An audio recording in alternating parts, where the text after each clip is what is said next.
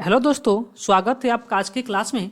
और आज के क्लास में हम लोग का पिछला सीरीज चल रहा था एनटीपीसी और ग्रुप डी के जो प्रीवियस ईयर क्वेश्चन थे जीके जीएस के, और उस क्रम को आज आगे बढ़ाते हैं। और पिछले क्लास में हम आपको 370 तक के प्रश्न करवा दिए थे, तो आइए उससे आगे बढ़ते हैं और आज 371 से आगे के सारे प्रश्नों को देखते हैं।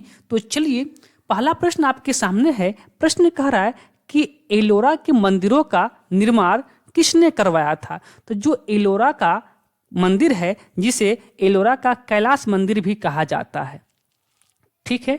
तो ये कहाँ पर है, तो ये पहले जान लीजिए, ये महाराष्ट्र में है।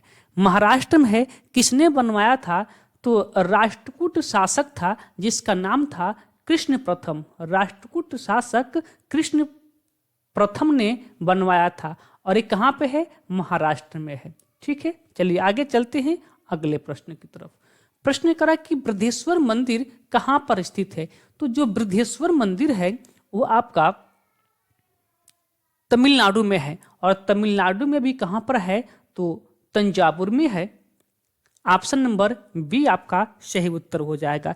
किस शैली में बना हुआ है बृहदेश्वर मंदिर, तो बृहदेश्वर मंदिर आपका द्रविड़ शैली में बना हुआ है। और किसने बनवाया है इस मंदिर को, तो इस मंदिर को बनवाने का जो काम किया था वो था, क्या नाम था उसका,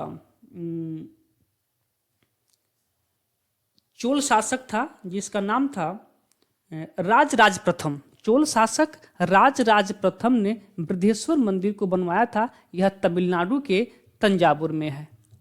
आगे चलते हैं। प्रश्न करा कि बृहदेश्वर मंदिर किस राजा ने बनवाया था। अभी हमने आपको बता रखा है कि बृहदेश्वर मंदिर चोल शासक राजराज प्रथम या राजराज चोल प्रथम ने बनवाया था। तो ऑप्शन नंबर डी आपका सही उत्तर हो जाएगा। आगे प्रश्न देखिएगा, और ये प्रश्न देखिए एनटीपीसी और ग्रुप डी दोनों में आया हुआ प्रश्न है। कह रहा कि बृहदेश्वर मंदिर शिव को समर्पित है, ठीक है। एक हिंदू मंदिर है जो भारतीय राज्य तमिलनाडु के तंजौर कह लें या तंजावुर कह लें, बात एक ही है, जिले में स्थित है। यह के सिंहासन की शोभा बढ़ाने के लिए बनाया गया था। यानी कि किस साम्राज्य की शोभा बढ़ाने के लिए इसको बनवाया गया था, तो चोल साम्राज्य। ऑप्शन नंबर जो ए है आपका सही उत्तर हो जाएगा, ठीक है। चलिए आगे चलते हैं अगले प्रश्न की तरफ।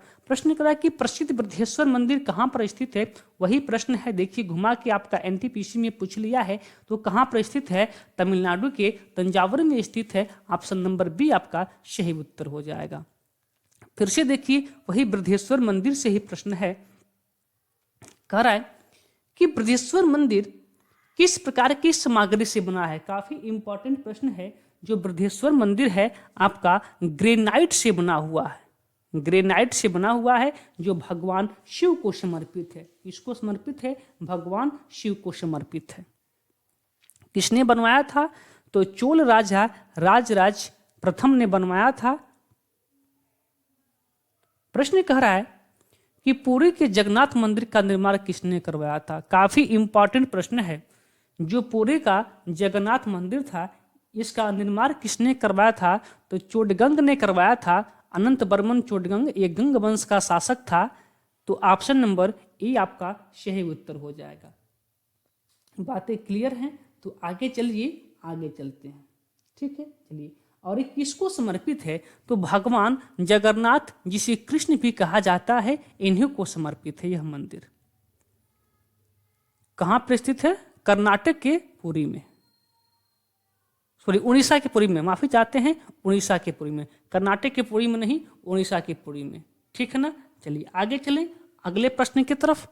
अगला प्रश्न कहता है 378 कि प्रसिद्ध सोमनाथ मंदिर कहाँ पर स्थित है। इस सोमनाथ मंदिर से आप सभी लोग भली भांति परिचित होंगे कि सोमनाथ मंदिर कहाँ पर स्थित है। तो यह सोमनाथ मंदिर गुजरात में स्थित है। ऑप्शन नंबर सी आपका सही उत्तर हो जाएगा, ठीक है। तो चलिए आगे चलें। और ये भी पूछ सकता है कि गुजरात के कहाँ पर स्थित है, तो गुजरात के सौराष्ट्र में स्थित है।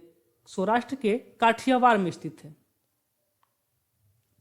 गुजरात के काठियावाड़ में स्थित है यह मंदिर, ठीक है। चलिए, और इसी मंदिर पे 1000 1025 ईस्वी में किसने आक्रमण किया था? महमूद गजनवी ने आक्रमण किया था।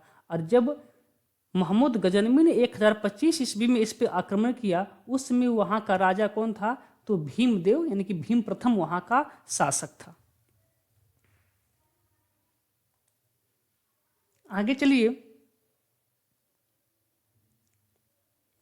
प्रश्न कह रहा है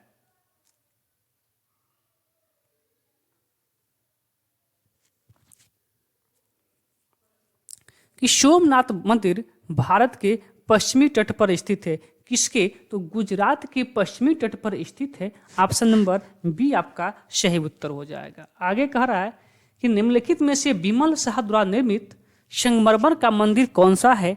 तो बिमल शाह के दो वास्तुकार थे जिसका नाम था वास्तुपाल और तेजपाल। इन्होंने दिलवारा का मंदिर बनवाया था और यह क्या है? एक जैन मंदिर है। यह एक जैन मंदिर है और यह कहाँ पर स्थित है? तो यह राजस्थान में स्थित है। इसकी स्थिति कहाँ पे है? तो राजस्थान के माउंट आबू पर्वत पर इसका निर्माण करवाया था बिमल शाह ने। यह एक जैन मंदिर है। आगे चलते हैं और अपने अगले प्रश्न की तरफ बढ़ते हैं। अगला प्रश्न क्या कहता है कि माउंट आबू का दिलवारा मंदिर निम्नलिखित में से किस देवता को समर्पित है? जो माउंट आबू पर दिलवारा मंदिर बना है वह किस देवता को समर्पित है? तो वह आदिनाथ को समर्पित है। ये भी बात आप याद रखेंगे, आदिनाथ को समर्पित है। Option number B. प्रश्न कहता है अगला कि दिलवारा मंदिर कहाँ पर स्थित है? तो यह दिलवारा मंदिर माउंट आबू पर स्थित है। आप सभी भली भांति से परिचित हो गए हैं। प्रश्न कह रहा है कि मध्य प्रदेश में स्थित वैश्विक विरासत स्थल भीमबेटका प्रसिद्ध है। यानी कि भीमबेटका किसके लिए प्रसिद्ध है? वनों के लिए प्रसिद्ध है, या फिर पर्वत श्रृंखलाओं के लिए प्रसिद्ध है, या पाषाण आश्रय के लिए प्रसिद्ध है, या झरने के लिए प्रसिद्ध है? तो जो भीमबेटका था जो कहाँ पे है? मध्य प्रदेश के रायसेन जनपद में है। मध्य प्रदेश के रायसेन जनपद में है। वह किसके लिए प्रसिद्ध है? तो पाषाण काल के जो शैल चित्र थे उसके लिए प्रसिद्ध है। तो ऑप्शन नंबर सी जो है आपका सही उत्तर हो जाएगा। ठीक है, चलिए आगे चलते हैं। अगला प्रश्न करा कि भीमबेटका की गुफाएं कितनी साल पुरानी मानी जाती हैं? जो भीमबेटका की गुफाएं हैं वो लगभग आपका 30,000 साल पुरानी मानी जाती है। ऑप्शन नंबर जो सी है आपका सही उत्तर होगा। अगला प्रश्न करा कि भीमबेटका गुफा कहाँ स्थित है? तो भीमबेटका की गुफा कहाँ स्थित है? तो मध्य प्रदेश के रायसेन जनपद में स्थित है। ऑप्शन नंबर बी आपका सही उत्तर हो जाएगा। अगला प्रश्न करा है कि हमनकुंडा शहर में स्थित एक ऐतिहासिक हिंदू मंदिर हजार स्तंभ मंदिर का निर्माण किसके द्वारा करवाया गया था? तो वंश का नाम था, कौन सा वंश था? काकतीय वंश था। पहले नाम जान लीजिए कि किसने बनवाया था। कि हमनकुंडा में, और हमनकुंडा कहाँ पड़ता है? तो जो हमनकुंडा आपका पड़ता है वह पड़ता है आपका तमिलनाडु में, सॉरी तेलंगाना में। कहाँ पड़ता है? तेलंगाना में। तो हमनकुंडा का जो हजार स्तंभ मंदिर है वो आपका तेलंगाना के हमनकुंडा में स्थित है। हमनकुंडा उस जगह का नाम है। किसने बनवाया था? तो रुद्रदेव ने बनवाया था। रुद्र प्रताप देव या फिर रुद्रदेव, दोनों बात एक ही है, रुद्र प्रताप देव या फिर रुद्रदेव। ठीक है, चलिए। और एक किस वंश के शासक थे? तो वंश का नाम था काकतीय वंश के शासक थे रुद्र प्रताप देव। ठीक है, और कितना में? तो सन था 1163 शायद सन था। 1163 ईस्वी में रुद्र प्रताप देव ने तेलंगाना के हमनकुंडा में हजार स्तंभ मंदिर का निर्माण करवाया था। और ये जो मंदिर है हजार स्तंभ मंदिर किस देवता को समर्पित है? तो यह विष्णु, शिव और सूर्य, विष्णु, सूर्य और शिव, तीन देवताओं को समर्पित यह मंदिर है। ठीक है, किस किस देवता को? तो विष्णु, शिव और सूर्य, तीन देवताओं के लिए यह मंदिर समर्पित है। आगे चलते हैं अगले प्रश्न की ओर। अगला प्रश्न आपके सामने है। प्रश्न कह रहा है कि दिल्ली के अशोक स्तंभ ने वैज्ञानिक को अचंभित कर रखा है। क्योंकि यह मौसम की सभी अनिश्चितता को झेलता है और उसमें न तो जंग लगती है और ना ही संचारित होता है। वह किस धातु से बना हुआ है? ठीक है, तो ध्यान दीजिएगा। कह रहा है कि जो दिल्ली का अशोक स्तंभ है उसमें जंग कुंक नहीं लगता है, कितना हो बारिश हो जाए उस पर जंग का कोई प्रभाव पड़ता ही नहीं है। आखिर वह किस चीज का बना है? तो उस पर जंग लगता नहीं है, तो बना है लोहे का ही, लेकिन कितना हो नमी पा जाए, कितना हो बारिश हो जाए, उस पर जंग लगता ही नहीं है। ठीक है ना। चलिए आगे चलते हैं और अपने अगले प्रश्न की तरफ। प्रश्न कराता है मीनाक्षी मंदिर कहाँ पर स्थित है? मीनाक्षी मंदिर बहुत ही अच्छा सा प्रश्न है। तो जो मीनाक्षी मंदिर है वह आपका तमिलनाडु में स्थित है। तमिलनाडु में भी कहाँ पर? तो तमिलनाडु का एक जिला पड़ता है मदुरै, तो उसी मदुरै में मीनाक्षी मंदिर स्थित है। और यह मीनाक्षी मंदिर किस देवता को समर्पित है? तो यह देवी पार्वती को समर्पित है। यह देवी पार्वती को समर्पित है मीनाक्षी मंदिर। ठीक है, चलिए आगे चलते हैं। और एक बात और, एक प्रश्न आपके लिए है, आप सिर्फ इतना बता दीजिएगा कि मीनाक्षी मंदिर का निर्माण किस शासक ने करवाया था। ये आज का आपका पहला प्रश्न है। अगला प्रश्न कह रहा है कि महाबोधि मंदिर या महान जागृत मंदिर एक बौद्ध मंदिर है जो कहाँ पर स्थित है? तो महाबोधि जो मंदिर है आपका बिहार में स्थित है। बिहार में स्थित है आपका महाबोधि मंदिर। ठीक है ना। चलिए, और किस धर्म से संबंधित है? तो यह बौद्ध धर्म से संबंधित है। यह बौद्ध धर्म से संबंधित है। आगे अगला प्रश्न, प्रश्न संख्या 390 कह रहा है कि महाबोधि मंदिर शंकुल भगवान बुद्ध से संबंधित 4 पवित्र स्थलों में से एक है और यह कहाँ पर स्थित है? अब देखिए वही प्रश्न है, केवल आपसे लैंग्वेज बदल के पूछ लिया है। ये पूछा था आपका 17 वाला जो 16 का एनटीपीसी की भर्ती थी उसमें पूछा था, और ये जो प्रश्न है आपका 2016 यानी कि यह अप्रैल में पूछ लिया था और ये आपका जनवरी में पूछा है। ठीक है, तो कौन सा आपका सही ऑप्शन होगा? बिहार के बोधगया में महाबोधि मंदिर है। अगला प्रश्न थोड़ा सा बड़ा प्रश्न है, कोई बात नहीं। देखिए कह कि उस स्मारक का नाम बताइए जिसमें 9 हिंदू मंदिरों की प्रभावशाली श्रृंखला के साथ साथ एक उत्कृष्ट कृति के साथ एक जैन पवित्र स्थान विरूपाक्ष का मंदिर भी शामिल है और बागलकोट कर्नाटक में स्थित है। बागलकोट कर्नाटक में स्थित है और वहीं पे क्या है? विरूपाक्ष मंदिर भी स्थित है। तो आपका कौन सा है? महाबलीपुरम में तो नहीं होगा। महाबलीपुरम का चला गया कहाँ पे? तमिलनाडु में खजुराहो मध्य प्रदेश में नहीं होगा। आपका कर्नाटक के 2 ही बचा है, एक हम्पी एक पटक्कल। तो क्या पूछा था? उत्कृष्ट कीर्ति के साथ जैन पवित्र स्थान विरूपाक्ष का मंदिर पटक्कल के स्मारक समूह में। पटक्कल के स्मारक समूह, ऑप्शन नंबर सी आपका सही उत्तर हो जाएगा। आगे देखिए अगला प्रश्न कह रहा है कि निम्नलिखित में से किस राजा ने गंगेकोंड चोलपुरम मंदिर का निर्माण करवाया था? तो गंगेकोंडा चोलपुरम मंदिर का जो निर्माण करवाया था वह था चोल राजा राजेंद्र चोल। यहाँ चोला हो गया है लेकिन चोल है, आप लोग समझ लीजिएगा। राजेंद्र चोल, जिसे राजेंद्र प्रथम भी कहा जाता है और राजेंद्र चोल प्रथम भी कहा जाता है। बातें क्लियर हैं? आगे चला जाए तो चलिए आगे चलते हैं और अपने अगले प्रश्न की ओर बढ़ते हैं। अगला प्रश्न कर रहा है कि निम्नलिखित में से कौन सी गुफा की खुदाई राजा खारवेल द्वारा किया गया था? तो खारवेल ने क्या किया था? अजंता की गुफा, एलोरा की गुफा, कन्हेरी की गुफा, खंडगिरी की गुफा। तो जो आपका कौन सा राजा था? खारवेल। खारवेल ने क्या किया था? खंडगिरी गुफा की खुदाई करवाया था। ऑप्शन नंबर जो डी है आपका सही उत्तर हो जाएगा। यहाँ तक की बातें क्लियर हैं? अगर यहाँ तक की बातें क्लियर हैं तो आगे चलते हैं, अपने अगले प्रश्न की ओर बढ़ते हैं। अगला प्रश्न देखिएगा। प्रश्न कह रहा है कि निम्नलिखित में से किस साम्राज्य के दौरान चिन्ना केशवा मंदिर का निर्माण किया गया था? एक काफी महत्वपूर्ण मंदिर है।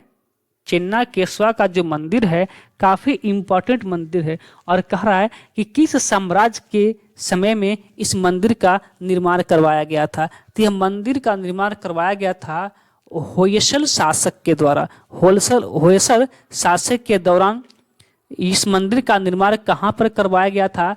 तो कर्नाटक का एक जिला है जिसका नाम है बेलूर। इसी बेलूर में चिन्नाकेश्वर स्वामी मंदिर का निर्माण करवाया गया था। और किस शासक के द्वारा? तो होयसल वंश का एक शासक था जिसका नाम था विष्णुवर्धन। तो विष्णुवर्धन बहुत इंपॉर्टेंट नाम है। बर्मन नाम था, बर्मन इसका नाम था, बर्मन नहीं वर्धन नाम था। क्या नाम था? वर्धन। विष्णुवर्धन ने करवाया था। किस वंश का शासक था? तो यह होयसल वंश का शासक था। कहाँ पे? तो चिन्नाकेश्वर मंदिर कर्नाटक के कहाँ पे? कर्नाटक के बेल्लूर जिला में। कर्नाटक के बेल्लूर जिला में है चिन्नाकेश्वर स्वामी मंदिर। बोले यहाँ तक की बातें क्लियर है? और यहाँ तक की बातें क्लियर है तो चलिए आगे चलते हैं अपने अगले प्रश्न की ओर। प्रश्न संख्या 395। प्रश्न करा कि तमिलनाडु स्थित महाबलीपुरम में इमारतों का समूह निर्मित किया गया है। महाबलीपुरम में जो इमारतों का समूह निर्मित किया गया है वह किस शासकों के दौरान निर्मित किया गया है? तो वह किया गया है पल्लव शासकों के द्वारा। ऑप्शन नंबर जो डी है आपका बिल्कुल सही उत्तर हो जाएगा। अगला प्रश्न देखिएगा। प्रश्न करा कि शोर मंदिर कहाँ पर स्थित है? ये भी काफी इंपॉर्टेंट मंदिर है। जो शोर मंदिर है ये भी आपका काफी इंपॉर्टेंट मंदिर है। और जो शोर मंदिर है इस कहाँ पर स्थित है? तो यह आपका तमिलनाडु में स्थित है। तमिलनाडु तो कहीं है ही नहीं, तो तमिलनाडु का एक जिला पड़ता है महाबलीपुरम। इसी महाबलीपुरम में शोर मंदिर स्थित है।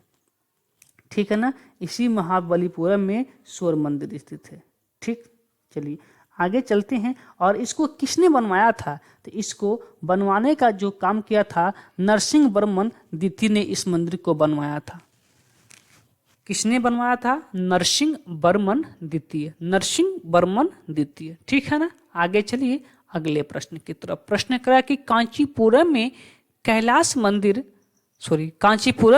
कैलाश नाथम मंदिर का निर्माण किस शासक के द्वारा करवाया गया था?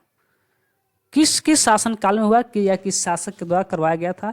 तो कांचीपुरम तो आप सभी को पता होगा। अगर इतना नहीं पता है तो एक बात तो पता होगा कि कांचीपुरम किसकी राजधानी थी? दिए गए ऑप्शन में कौन सा साम्राज्य था, कौन सा वंश था जिसकी राजधानी कांचीपुरम थी? तो आप कहेंगे पल्लव की जो राजधानी थी कांचीपुरम थी। आगे आपको कुछ देखने की आवश्यकता नहीं है। आपका ऑप्शन नंबर सी आपका सही उत्तर हो जाएगा।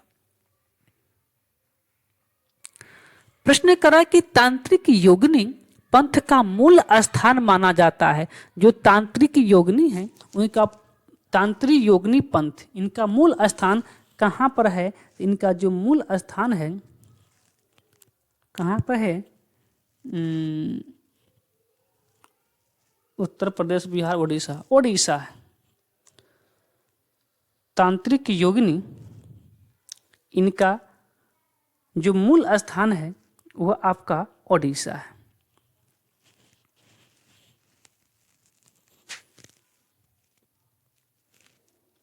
प्रश्न करा कि गंधार कला एक बौद्ध दृश्य कला शैली जिसका विकास प्रथम शताब्दी ईसा पूर्व व 4वीं शताब्दी ईसा पूर्व में व्यापक तौर पर किसके साम्राज्य में समृद्ध हुआ था? गंधार कला शैली। जो गंधार कला शैली का जो विकास हुआ था वह कुषाण शासक के शासन काल में हुआ था। तो ऑप्शन नंबर जो ए है आपका बिल्कुल सही उत्तर हो जाएगा। आगे चलते हैं अगले प्रश्न की तरफ। प्रश्न कर रहा है कि श्रावण बेलगोला कहाँ पर स्थित है? बहुत ही इंपॉर्टेंट यह जगह है श्रावण बेलगोला। तो जो श्रावण बेलगोला है वह कर्नाटक के मैसूर शहर में स्थित है। कहाँ पे है? कर्नाटक के मैसूर शहर में स्थित है श्रावण बेलगोला। ठीक है, चलिए। और इस जगह से आप परिचित होंगे कि यहीं पर जो मौर्य राजा थे, मौर्य वंश के संस्थापक थे जिनका नाम था चंद्रगुप्त मौर्य, यही इसी जगह पे श्रवण बेलगोला में ही चंद्रगुप्त मौर्य ने संलेखना या संथारा विधि से अपना प्राण त्याग दिया था श्रवण बेलगोला में। चलिए अगला प्रश्न कह रहा है कि वह ऐतिहासिक जगह चुने जो ग्वालियर मध्य प्रदेश में स्थित है। ग्वालियर मध्य प्रदेश में स्थित है। कौन सा जगह है जो आपके ग्वालियर के मध्य प्रदेश में स्थित है? तो ग्वालियर गोलकुंडा। गोलकुंडा कहाँ पे आपका है? ग्वालियर में है। ये तो प्रश्न काफी आसान सा प्रश्न आपका पूछ लिया है। अच्छा नहीं है ना, पूछा है नहीं है। तो जय विलास महल तो मध्य प्रदेश में है। रानी लक्ष्मीबाई की समाधि भी मध्य प्रदेश में है। तेली मंदिर ये भी आपका मध्य प्रदेश में है। गोलकुंडा का किला कहाँ पे है? तो गोलकुंडा का किला आपका कहाँ पे है? कर्नाटक में। हाँ यही ऑप्शन सही आपका होगा, कर्नाटक। गोलकुंडा का किला कहाँ पे है? कर्नाटक में है। यही ऑप्शन आपका सही होगा। अगला प्रश्न कर रहा है कि 12वीं शताब्दी में काकतीय राजाओं द्वारा बनाया गया था, जिसे 14वीं शताब्दी में कुतुब शाह राजवंश द्वारा पुनर्निर्मित किया गया था। वह कौन सा किला था? काकतीय वंश के द्वारा बनवाया गया था। वह था आपका गोलकुंडा का किला। कौन सा था? गोलकुंडा का किला। ऑप्शन नंबर जो ए है आपका सही उत्तर हो जाएगा। तो चलिए आज इतना ही प्रश्न थे और इसके आगे आपका नया टॉपिक शुरू होता है राजपूत राजवंश। तो अगले दिन से हम लोग राजपूत राजवंश के जो भी इम्पोर्टेंट प्रश्न पिछले एग्जाम में पूछे गए थे उन सभी प्रश्नों को कर लिया जाएगा। तो फिर आज की क्लास को यहीं पे रोकते हैं और फिर मुलाकात होगी अगले क्लास में। तब तक के लिए आप सभी को धन्यवाद।